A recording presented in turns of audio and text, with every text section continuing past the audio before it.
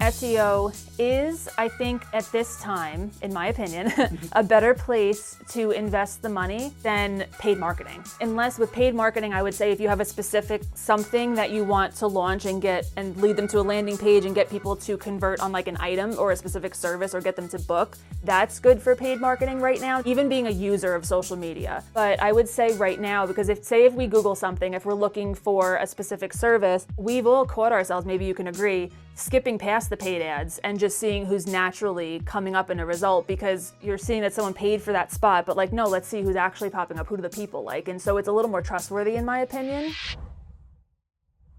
My name is Sarah LaValle. I'm the owner of Simple Sweet Sites. We offer website design for small businesses and startups. So what makes us unique is it is all custom designed. So every business is, even if they can be in the same industry as somebody else, every business is different. And so we really try to extract what's different about each business using a strategy that we have on the back end to showcase what makes that business and that person special.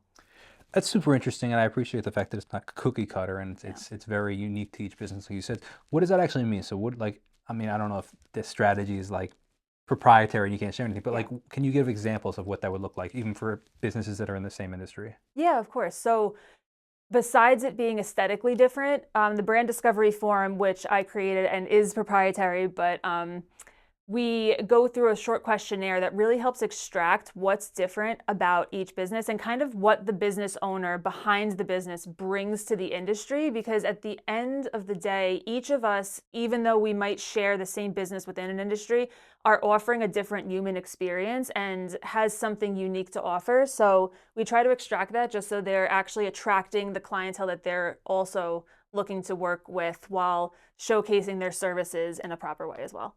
Can you give an example of that? So for example, two big companies that are in the same industry, what would that look like? So an aesthetics industry is actually a really good example. I've worked with a few, and besides the look of the brand being different, even the size of their business is different. The colors are different. They might have multiple staff members versus just being a solopreneur. And the way that they're showcasing their services or even the exact services that they offer all differ. And so one website might be a big 4 to 6 page project. The other one is just a simple representation and she rents a small office in a business building. Yeah, very interesting. Yeah. The tough question I have for you is, in this industry, in this world where we're becoming more and more social media prone as opposed to website prone, what does that look like for the website industry? So it's interesting because you do have certain people that I meet that are like, well, I have social media, that's fine. My business is being represented here. And they're not wrong, but it's also good to have control over the user experience. So on Facebook and Instagram, for example, you are kind of having to surrender to their look, their vibe, how things work, if your content is even getting out there because of the algorithm, right?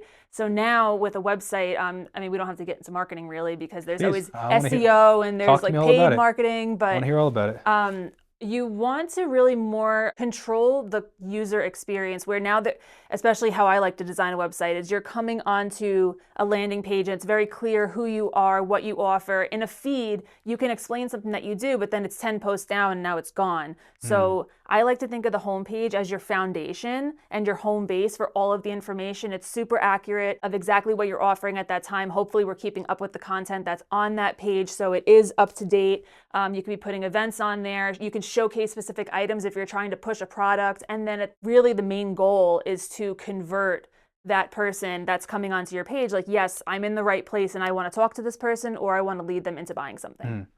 Just playing the advocate in this conversation, because I think that a lot of people like the questions, especially business owners, right? So like kind of like you said, if this podcast is geared towards business owners, they'll be like, well, why do I need a site? Like kind of like you just said, I have social media, or is anybody? I think the question that I have right now is, anybody still going to sites, and what does that look like? What do your analytics look like on that side?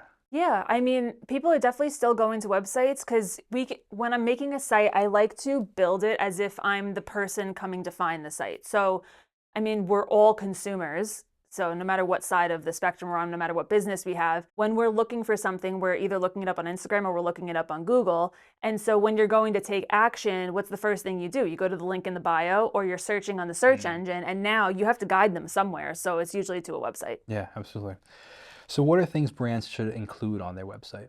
on their website, brands should really include a consistent look. I like to, this is kind of how I build a landing page, so I can mention that because it's not too proprietary, it's kind of standard, where I like to make the main thing you see on the first fold, they call it, is the hero image, and that is a really catchy visual as well as a catchy statement, so usually a headline and a subheadline. Even though it can maybe be quirky sometimes, we want it to still also be clear exactly who you are and what you're offering right from the jump, because this is how I approach the design. Is everybody is moving so quickly. We're kind of psychologically trained that way now to scroll through social media, and we're just reading and swiping past things at lightning speed.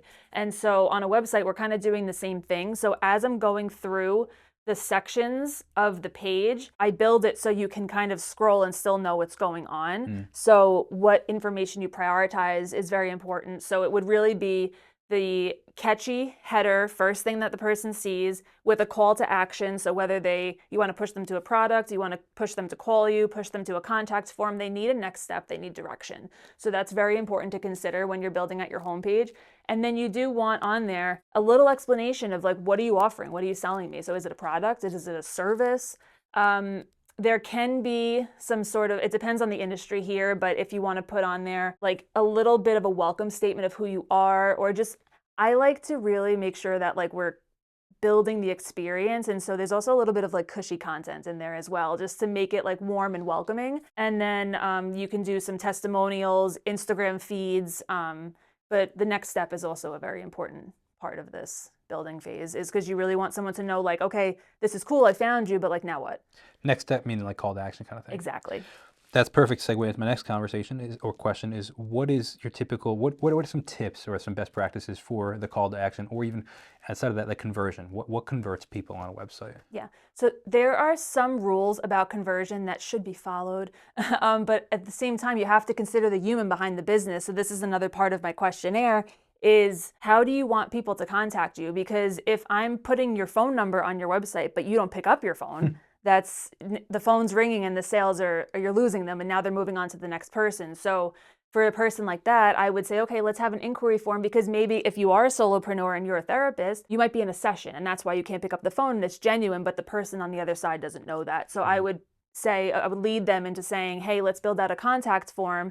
And because people like instant gratification, we can have that contact form trigger an automated email. So now they're feeling nurtured, and the email says, we'll get back to you within 12 hours, 24 hours. And then at least the person feels like, okay, they received my inquiry and I'll be contacted soon. What are some of the most common mistakes you see on websites? The most common mistakes that I see are aesthetic, because everyone is judging a book by its cover. I have a belief, especially after doing this for about 8 years, that even though there are rules with SEO and how much content should be on a page and how things need to be structurally laid out, it can still look good while we follow all of those rules.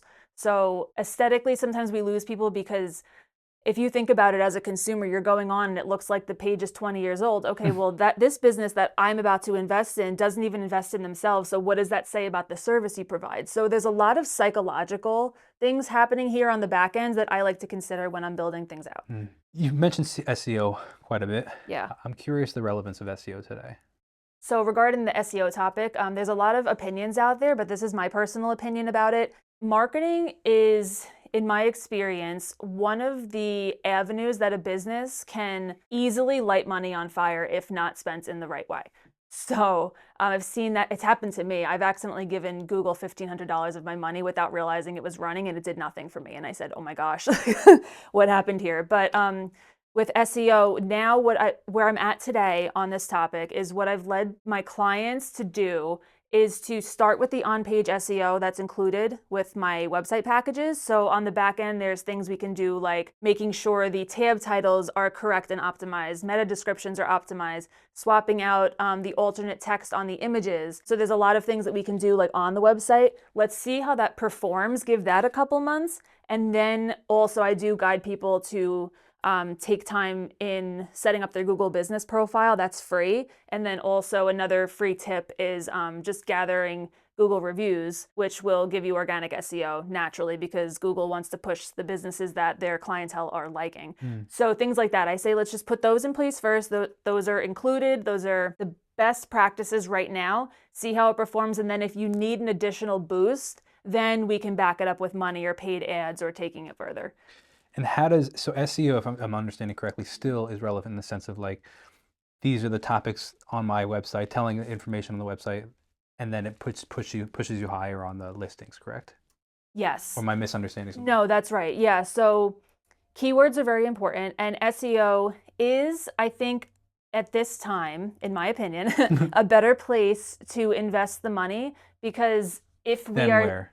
than paid marketing. Unless with paid marketing, I would say if you have a specific something that you want to launch and get and lead them to a landing page and get people to convert on like an item or a specific service or get them to book, that's good for paid marketing right now, just even being a user of social media. But I would say right now, because if we Google something, if we're looking for a specific service, we've all caught ourselves, maybe you can agree, skipping past the paid ads and just seeing who's naturally coming up in a result because you're seeing that someone paid for that spot, but like, no, let's see who's actually popping up. Who do the people like? And so it's a little more trustworthy, in my opinion. That's really interesting. And how do I phrase this? Because I have never thought of it that way. And I think that a lot of businesses think that, oh, SEO is an older style of marketing. Yeah. One, which is outside of the point, but the point that you just made is really fascinating in the sense of like a lot of people say, oh, let's market on Instagram, let's market on Facebook, or whatever the case is. And while you said that, I think what you said is really well because it has its place. Yeah. They're two totally different things. And you're right. Like if you're a physical therapist, like I don't know how much, if I see an ad for a physical therapist, even though my knee's been hurting for the past 6 weeks, like, Right. am I really going to contact them? Because I'm not really in the mindset for looking for something. However, when I Google physical therapists in Northport, Mm-hmm. I'm going to look at the first 1, 2, or 3 things. Yes. And that's really, really interesting of like that marketing, right? In that sense of like putting an SEO behind that. And because I'm specific searching for something. Yeah. As opposed to, for example, if a physical therapist had a new product that they wanted people to try, then you would, push that out via social media. Very, very interesting, different use on marketing. Yeah, and it really depends on who you find to work with because marketing, another thing I've learned, is very subjective and it depends on the person behind the scenes who's making the calls, making the judgments, making the adjustments because it all depends on the strategy and it's very human run. So you can give you can give 10 different people $5,000 and they're all going to do something else with it. Yeah. Or if they're going to run a couple ads and if they're not pivoting all month, then that money's just Yeah, that's just such an interesting topic because I think that so many people think, oh, even just for awareness, let me just put my run an awareness campaign on Instagram. Yes. But like, what's if they're not in the mood to look for, I guess it really depends on what you're doing. If you're a dentist, Exactly. it's very different than if you're in a restaurant. Yes. I think a restaurant awareness on Instagram is probably the best option for you as Right. opposed to like an SEO thing. I guess because even that, like, how does SEO relate to like Google Maps and stuff or something like that? For example, if you type in Korean barbecue in Huntington, like how does that work in relation to what's or even just dinner spots in Huntington? Like why does something rank first compared to the others? That I don't know. I don't know the answer to that. No, because it all really okay. So a lot of this it depends, and you were right on par with saying like basically when you were saying it depends what you do because each individual business is going to have their own strategy because even if you have the same industry as somebody else, your offer at that specific time might be different. So my opinion is if you have a specific promotion running or offer or products that you want to push, have you ever been on social media and you're clicking a paid ad and it brings you to a landing page for that one product and then you buy that one product? That was the goal of that ad. So if you want to invest in paid advertising, I would say have a goal. Don't just like pay for business exposure because then people have too many options. They're confused. They're like, okay, cool, your business exists. That's great. But either it's going to be on back of mind. So unless you're going to be running it constantly, if you have the funds to do that, fantastic, go with it because front of mind is also great. I mean, we probably memorized the number from that lawyer from 1990 that's been running the same jingle with his phone number, right, for Salino 20, 30 Barnes, years. Injury attorney. Exactly. Well, yeah. We all know them. So that's something, he's had ads running forever. He's got it. Yeah. So if you're not that guy, I would say have a goal with your advertising. If not, start with SEO. Have a presence, be consistent, and that's for a small business the best route because our funds are limited, right? Let's all be real. Like marketing costs money. It's very expensive. So if you know exactly what you're going to be investing in and what you need to be pushing, maybe go with a paid ad. But for now, if you're just wanting business exposure, I would say go the organic route. Yeah, it's very interesting. We kind of jumped right in because I was interested in in the topics you were talking about, Yeah. but can we backtrack a little and kind of talk a little bit about you as a business owner and how you got Yeah. involved in the industry? How I got into the website design industry wasn't expected. So I actually went to school for music performance and switched gears to business. Where'd you go to school? Fredonia, upstate. Yeah, so I played viola, and at the time of when you had to like pick a college, what do you want to do? All at the time was like, I could play my instrument. I'm really good at that. We just want to pause right there Yeah. because it takes a lot of guts to go to school for an instrument. As a musician myself, it takes a lot of guts to go to school specifically for an instrument. Yeah. What was the thought process behind that? And like, I'm curious, like, even just parental support and all this, like, I mean, I went to school for music in general. Granted, I dropped out, but even that, my grandparents were like, "What are you gonna do with music?" You know Right. what I mean? Yeah. Like, how you? Granted, I was studying music theory and music composition because that's what Mhm. I wanted to do. But if you go super specific, I remember kids in high school that were going for the violin or the cello, Right. and the people were like, "What's your plan for this?" So I was curious, like, how people's response and also what your plan was. Yeah, I think I didn't have a specific plan looking back, and I kind of questioned like why my parents didn't say anything. They were just like, "Yeah, sure." And it's not like we had all this money that they're like, "You could figure it out. Go back if you don't like it." Like that wasn't the Yeah. case. But yeah, I think I just had dedicated so much time into my instrument throughout, especially high school is when I really started taking it seriously, private lessons, that it just like made sense at the time. I also went performance because I wasn't sure I wanted to be a music teacher. I wasn't educated enough of like how many jobs are there out there for music teachers. I was assuming that it was a very kind of niche position that I wasn't sure if I'd be able to get a job after. So I landed on performance. That's not something that also leads to a job. But I was in pit orchestra in high school. I was like, maybe I'll do Broadway. Maybe I'll play in an orchestra. And then there was a point, I think I was a year in, because you get assigned a studio director for your instrument and you have weekly lessons with them. You work very closely with them.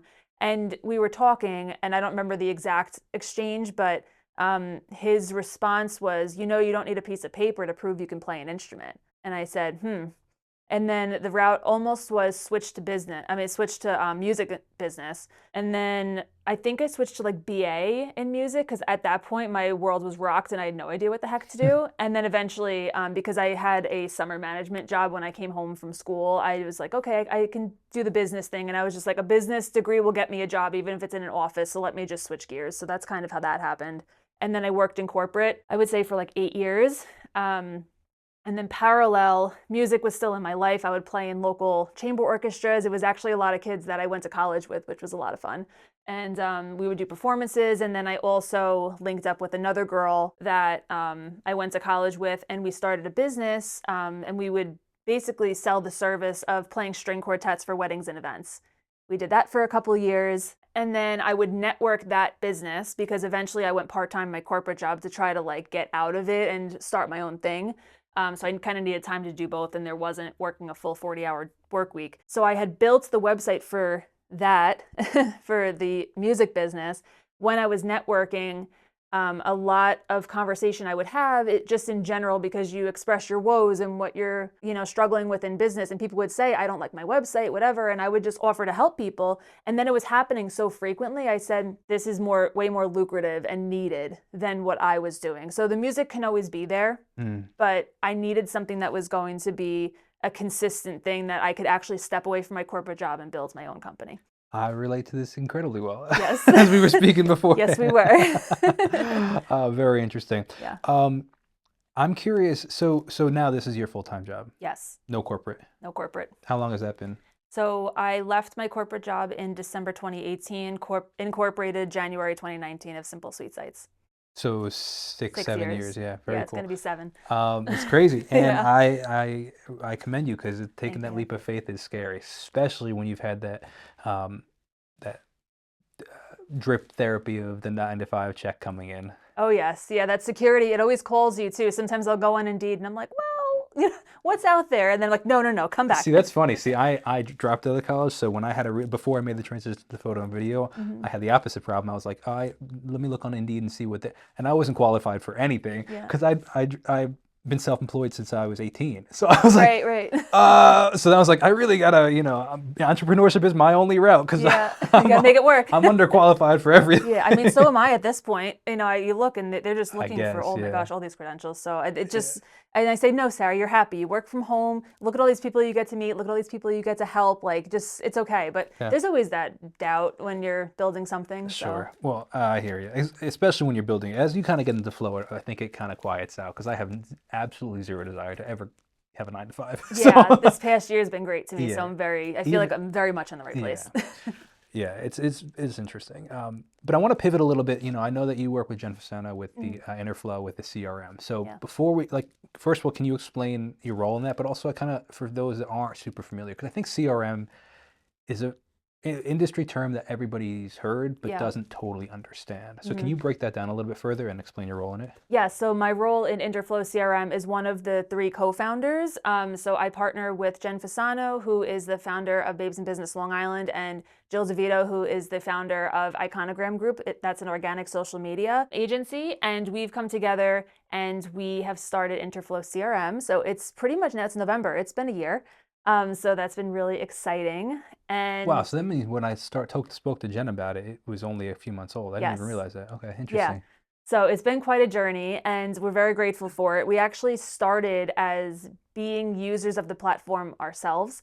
And then we learned how great it was and we just wanted to share it, especially because all of us work with small businesses. And I mean, with working with other business owners, you exchange the struggles and like what could be better and what could help you and what kind of time saving you need. So that was kind of the intention behind Interflow CRM, is because it is a home base, a all-in-one platform where in other cases you may need like 6 to 10 subscriptions to suffice all of the responsibilities that Interflow CRM can actually take care of. So I've had many conversations about CRMs and I'm still slightly embarrassed to say I don't totally understand it. So can you help me break it down? Yes. So a CRM is the home base of your business, or it kind of should be in a way, because without one, you're working in spreadsheets and notebooks and organizing all over the place and maybe still sending emails out of Gmail, or you have a constant contact. And a CRM is a place for all of your business workings and your contacts to live in one place. And so I can lead into Interflow and kind of like how it works. So for example, you would have all of your contacts loaded onto the CRM. From there, you can have project management. So you can have pipelines where your opportunities or projects are moving along the pipeline. So now you're tracking the status of your projects. There could be multiple different pipelines. You can invoice from there, contract from there. So are you familiar with the Airtable? Have you ever heard of that? No. Okay, it's like kind of like what you're saying, like how do I explain this? I use Airtable for my editors. So I have all their names and buckets that Sarah's interview, Jen's interview, and then they move that bucket. Oh, I'm currently working on the long form. Now I'm working on the short form, and then now it's in completed or for review, and then I move it to completed. And it tracks the progress of projects, and they can add notes and stuff. So essentially, that's part of a CRM. Yes. And then the part that I think I'm selfishly asking these questions because I'm like, I mean, a lot of people have these questions. Because I think that a lot of people do agree, but also I'm like, for this podcast, I've done 75 episodes, and like, I have so many contacts in my phone that I'm like, I don't know whose this number is, and I don't, because they're coming in, and I'm like, if I only talk to them once, but also sometimes like really keep in contact with people, so like it goes back and forth. But sometimes I'm like, where was that person's number? It's and then I have to go back into the email. It's all over the place. So like that would be beneficial inside of a CRM, correct? So right now, because you said you have something that you kind of like track the project status. Yeah, so that's just on the editing side. So just on the editing side. So then I have like, for example, my where I track my, I don't know what this is, like essentially my QuickBooks, but I don't use QuickBooks, I use something else. Yeah. That side is the whole like where I used to send invoices through there. Now I just the invoices through Calendly, because it was all over the place. Okay. So I think I am all over the place, and I probably benefit from something like this. So I'm trying to understand it, because that's been my hesitance, is like I just don't understand how a CRM works and what the benefit is. Yeah. Ignorantly, so. Yeah. So just like having your contact list, but I'm going to give the messy example and then give you the solution. So you have your contact list. It lives on an email marketing platform like a Constant Contact or a MailChimp, but then you have it on your invoicing platform, and then there are I don't even have any of that. So yeah, or it's in a notebook or your phone yeah, or whatever. exactly. It's scattered all over the place. Now you have all of your contacts in one place, and you can do all of your business dealings from one place. So now, say if you're creating an invoice and you're just grabbing the contact information from the contact, Now you or previous clients and also new leads. All in the yeah. same, yeah. So now That's where I'm all over the place. this is going to blow your mind. Please. So you can also build out landing pages, websites, and forms inside of Interflow. And so whether you have a website in or out of Interflow, you can take the form that you created inside of Interflow. Anyone that fills that form out is automatically getting loaded as a contact. You can take that form, grab an embed code, and throw it onto your website, even if it's somewhere else, and it's still talking back to your Interflow account. And so this was one of my favorite features. I also have, you could do booking on there too. So like the Calendly, I replaced Calendly. So now if you book a free intro call with me on my website, that's actually Interflow on the back end of that. You book it, it automatically gives me a notification within the platform. And then when I'm done with the call, I can mark it as the person showed up. I take my notes, and then if I have to prepare a proposal, I click new opportunity, and all the notes I took on the call automatically get loaded onto the project opportunity. And then you can track what step they're in. You can take multiple notes of like exactly what happened. I'm very type A, so I track every single step of everything. I try to as well, but then again, I have a 600 what's it called, 631 numbers and 516 numbers that like people that were interested, particularly because I was running an ad for this and I had a ton of inquiries, and then I was messaging them and then they wouldn't respond, so then I'm trying to follow up, but then I'm like, which person didn't follow? It was a mess. It was a mess. So what you would have, I would have you insert somewhere, maybe like them filling out an interested, like, hey, you're interested, cool, fill out this form, which I have, and then that specific form. But that's a whole nother website that I'm trying. They're all over the place. Yes, and then so if we had it here in Interflow, they'd fill out that one specific, we title it podcast inquiry form, and then we can have an email go out just for people that fill out that one form that triggers and says, okay, thank you so much for being interested, this is your next step. Now you can add a tag to that person, so now only the people that were interested get emailed, and then now you could say like create an opportunity in this pipeline that says they were interested, so you know who to follow up with. You can go as far as with workflows, because that's in there too, of sending a follow-up 5 days later. This is where every business is different, but the whole platform is customizable to support your operations and make your life easier. So what I tell people when they're onboarding, there's a basic structure of everyone setting up their profile and their account and connecting their social medias and their Google and all of that.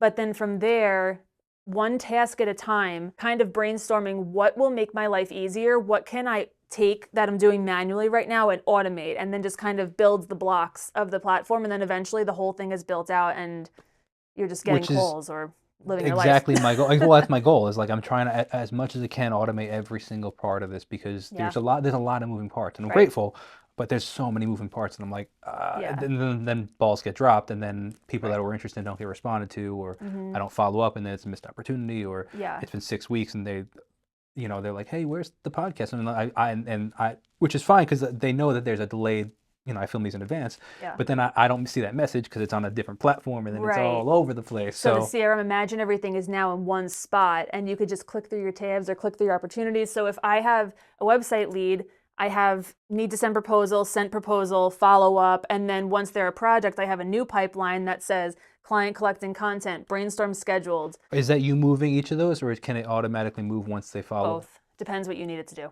Oh, you're hired. We'll set you up. Don't worry, we got you. So it's just, I'm part of the reason, obviously, I'm selfishly asking these questions, but I know that, for example, I have colleagues in the industry, and we have had conversations about these kind of topics outside of a CRM. Like a buddy of mine runs, he flips houses, so he's constantly looking for new leads on homes that are going to foreclosures, but he used all these different platforms that I was using and trying to figure out, like, the Zapier, I don't know. So like for one thing triggers another thing. So it's essentially like what you're saying. Yes. But then you have to use this.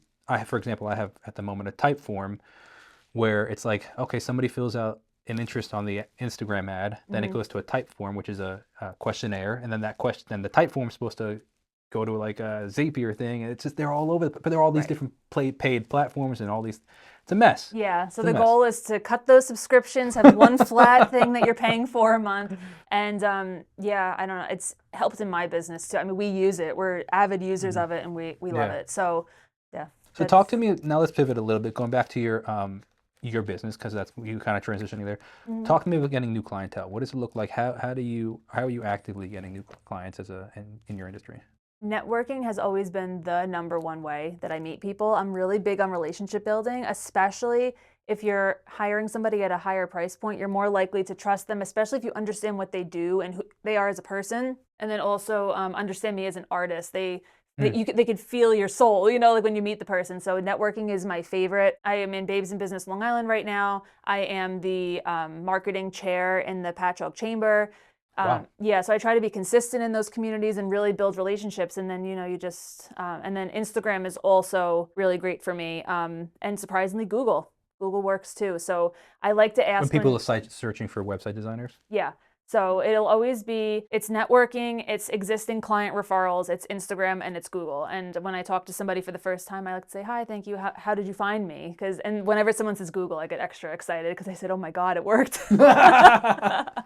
That's funny. Yeah. It's that's why I personally like this podcast has been like I love business, so I love talking about it. So it's really cool to hear just the ins and outs in every different business, and particularly when things work and what's working for other people. I think that can work for, I think people could take your strategy and they take it for the gym that they're running, and Yes.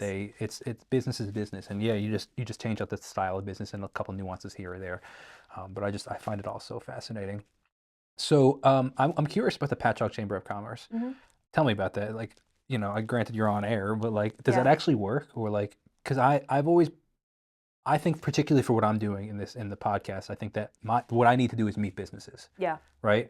But the Chamber of Commerce kind of concept just seems so old school. Like Yeah. I just picture some 80-year-old guys that have been in business for 80 years that they just aren't going to totally understand the concept of what I'm doing. Yes. And I'm just curious your opinion on that, and just in general, I feel like a lot of businesses are like for example, my dad's part of a networking group, Mhm. but I don't know if it benefits him or not. He still goes and it probably does benefit him, otherwise he wouldn't. But Yeah. like, I'm just curious because I've always been skeptical of that stuff. Yeah, so you're not wrong. It really depends on the group and the people and the location. And I mean, how many chambers are on the island? I don't even know, but Probably one there's for every town. a Yeah. lot. Yeah, there's a lot. And I've been to some meetings where there's 5 people there, and then the Patchogue has almost 500. And I know Port Jeff is big, and Melville is big, and there's larger ones. And of course, you want to go where you're going to get the most exposure. But also, I love Patchogue, even though I'm not from there. I'm from a couple towns over. But they're very active, and they're very community driven, and they're very loyal. And so I liked the actual vibe of the community. And I also chose to immediately get involved. So their marketing committee at the time was a little stagnant because they didn't really have anybody to run it. And so when I had my initial meeting upon joining, this might have been 3, almost 4 years ago now, the executive director, he meets with everybody when they first join. And he had said, so do you want, like, nice to meet you. Do you want to be the chair of the marketing committee? And I said, oh my gosh, what does that mean? And I said, sure, as long as I can kind of like just watch for a little bit and see what this is about. I had never joined a chamber before. I didn't know what that meant. So now I'm very involved. I like to show up to a lot of events. They have monthly networking, and then the small businesses will show up. And it's really just, no matter what you choose, being consistent, showing up and building relationships rather than just showing up to a meeting and saying like, hi, my name's Sarah, I do websites, nice to meet you, because it's very self-serving. People also like to talk about themselves as well, and seeing how you can help them rather than just kind of putting yourself out there. It's like, what can you do for me? And it's not, no one wants that vibe. So the chamber, I've just gotten very involved in. I've been in it for many years and built those relationships. And now we have a really good, thing going with growing the marketing committee. And it's been really great. And then networking wise, there is just such an array of groups. And I've definitely hopped around a bit, but I landed at Babes in Business because for me, it's very authentic and, again, very loyal community. And I love everybody that I've met. There's been a lot of opportunity. And then it's kind of just picking something that feels right and just keep going to events and keep talking to people, because you have to build friendships at the end of the day. So I give Jen Fasano a lot of credit because that is, I mean, I think that I've done probably 75 interviews, and I think that like 50 of them have come from Babes in Business because it's such an incredible, like, and not even me, like just they see it, and it's such a tight knit group that one person talks to another. So I give Jen a ton of credit, and very grateful for what she's built because it's benefited me like insanely. Yeah. But it's just like you said, it's a very the community is very strong, and one person Yes. refers another person to another person. And you don't really hear that outside of a lot of networking groups. I've never been like, Hmm. oh yeah, this person came from that networking group and referred me, Right. except outside of Babes in Business. So I give her a lot of credit. Yeah. Yeah. We're all in a group chat, and whenever we need something, we go there first. We say, "Hey, do you know someone that does this?" And then that's the loyalty, and we all try to use each other first. And Mm. I don't. Everyone's just very down to earth and make you feel comfortable. And that's what when you're putting yourself out there, that's kind of what you want. You want to be like brought into a community and feel like Yeah, you belong there. yeah. So Where do you think your industry is going in the next 5, 10 years? I feel like it's going to go this way. Please, I'm curious. I recently had a website designer on, and I want to bring up their point after. So I'm curious to see what Okay. you're going to say. Because of AI. Exactly what they were saying. So please continue. So there's going to be people that want quick, easy, cheap, just need something up, don't care what it looks like, don't care what you say, this is what I need, I'm just going to go this route. Or I want to utilize this really cool tool, and then they think that's good enough. That's the one side. So it could be either way. Or no, I need something custom. I want it to be a certain way. I need someone to do this for me. This is my vision. This is my budget. I want a human behind this. That's my quick answer. Yeah. Okay. So you're kind of so you're saying, if I'm understanding correctly, that AI is going to provide the opportunity that somebody can just plug and play information, business information. AI creates the They website. have it already. Yeah, if that's Yes. what that's the one route, and the Yes. other is, Yeah. hey, I know I want something special, so I'm going to go the more Exactly. boutique route. Yeah. So to take it a step further, and in the actual industry itself, this Mhm. lady said something really interesting. She said, because people are, in her opinion, aren't searching online as much. They're using like ChatGPT or Instagram or Mhm. all these things. She finds that websites are going to go more in this like boutique, hey, let me give, like the way they used to be 20 years ago of like, Mhm. let me give you a real experience. Right. Because right now, a lot of sites are optimized for like, hey, let's make the sale. Yeah. But she was like, for example, I mean, a lot of the equipment I have in here, I was asking ChatGPT, this is my setup. What do you recommend? What kind of Right. microphones do you recommend? All this stuff. Like, granted, I have a music background, but it's like, rather than me watching 47 videos on YouTube and searching and comparing, like, I just ask it, like, hey, I'm between these two mics, what one works better for my Right. situation? And now it's what's even crazier. It's linking out to these different sites of the actual microphone. All I have to do is Cool. click the link. Wow. So all inside of ChatGPT. Yeah. She's like, websites are currently optimized towards that, of trying to be inside of ChatGPT, and how can we get our sales in there? And she's like, what I see going forward is it being like, let me give you a real experience, almost Mhm. like you're stepping into my showroom and take your time and like, wow, this is really cool, and like you're Yeah. feeling something. It's very different than how things have been, which is very transactional. Let's just get the sale done. Yeah. You go to whatever H&M.com, you're not getting an experience. You're getting Right. just like, oh, they're bombarding you with the sale, Yeah. right? But like as things change, what does that look like 10 years from now? Like, Right. wow, this is so cool. I don't know, but I found that really interesting. Yeah, that's a good point. I actually like that you mentioned what she had said, because I wonder if there's even a possibility, because you know how right now there's like Gemini on Google and the AI result will pop up before the Yeah, actual results. I wonder if there's going to be an opportunity for like paid results within AI, or like, because you could be utilizing she AI she for search she results too. started talking about SEO inside of AI. Yeah, Like that she's would like, make how sense. do you a lot of it? And I had never even heard of this, and it blew my mind. She's like, Hmm. what makes you rank inside of ChatGPT or inside of Right. AI? Yeah. And she's like, that's essentially SEO on a different level, on a different Right. aspect. Like what? Ooh. And I was like, so she was Wow. talking about blogging, and I'm like, I thought blogging was dead. She's like, it is in the sense that it was 20 years ago, 10 years Mhm. ago, but she's like, the more content you have on your site, Yeah.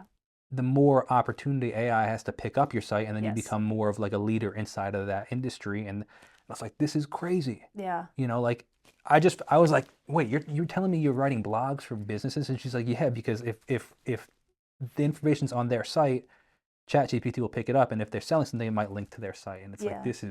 this is crazy. What an Right. industry. What the world is changing in such an interesting way, and Hmm. I find it so fascinating. Yeah, and a way to pivot as a business owner would be like, that gets my mind going of, because already I kind of utilize AI for tools within like my back end in the business, of course, but seeing where the world's going, staying on top of it, and then utilizing that back in the business, rather than, because I have seen over the past even 5 years, just some artists will believe like, oh, like Canva, it's just like blasphemy, like don't use it. But it's like, no, let's utilize the tools, and let's let's evolve with it rather than just cutting it out and saying it's only the way we used to do it. So I think welcoming in those new opportunities and however it's going to evolve in the next 5-10 years would be the wisest thing to do.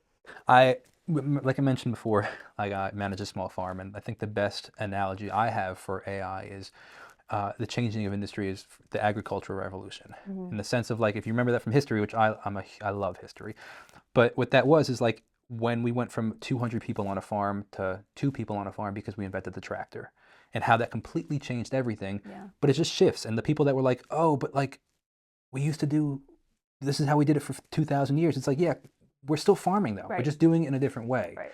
and we're utilizing the tools of today. And then the people are like, oh, but we're gonna lose jobs. It's like, yeah, sure, the 198 other farmhands don't have a job today, but who's going to make the oil for the tractor? Who's making the tires for the tractor? All these things didn't exist before the tractor, and now you're unemployed because of the tractor. Right.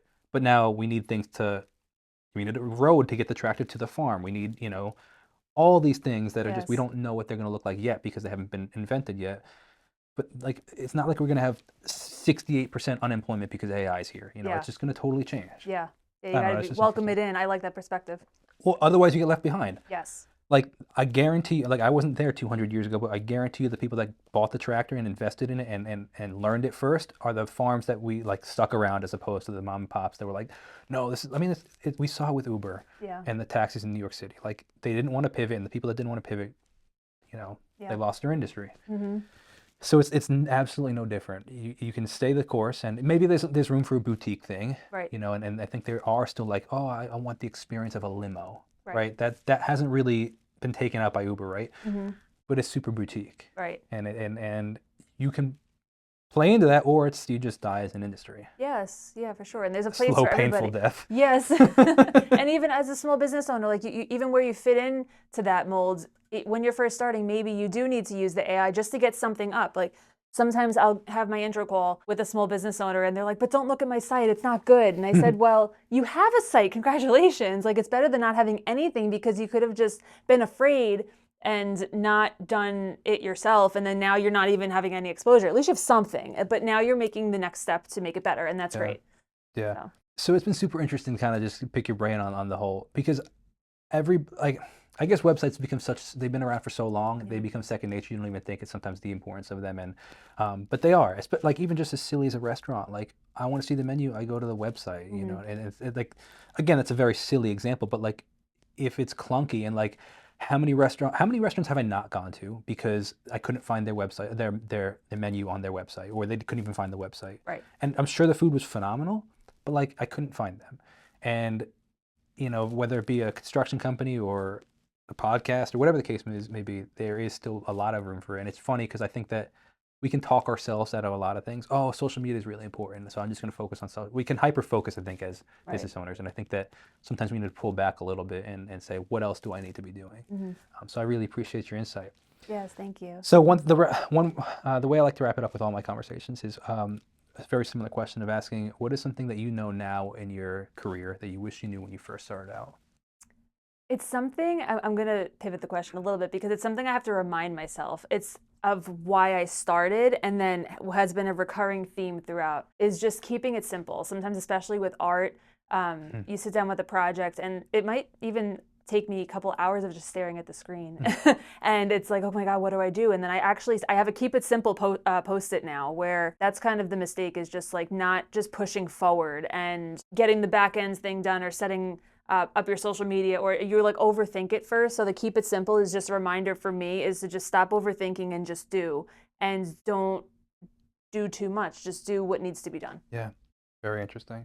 Well, I appreciate your time. It's been an absolute pleasure chatting and hearing your story. So thank you so much. And I look forward to seeing where the business goes. Thank you so much.